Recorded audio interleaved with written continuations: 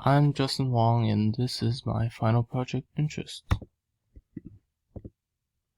For technology, I am okay with using Onshape, either Onshape and Arduino. I really like both of them. I really like the 3D modeling. It allows me to do creative design, and it's pretty fun to use.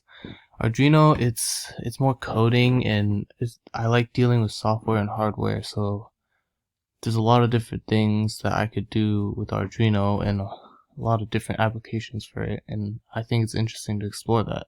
For 3D modeling, I'm rather new to it.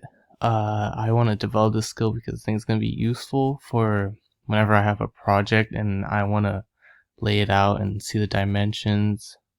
Like this sander, I recently designed it because I wanted to build one of my own, and this other project I used using Onshape, and I thought that process was fun.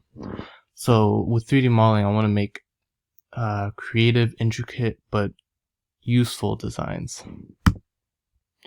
Arduino, I've used it before one time. There's a lot of things I still haven't done with it, so I would like to see what I can do with it. And it's more of a challenge because when I used it before, it was pretty difficult creating the software and the hardware to make it all fit together. This was my project. It was a LED display.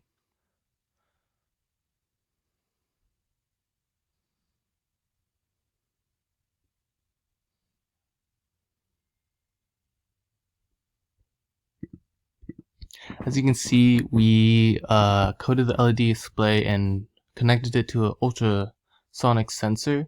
So we set different distances, so as you go closer to the sensor, they'll start displaying different faces.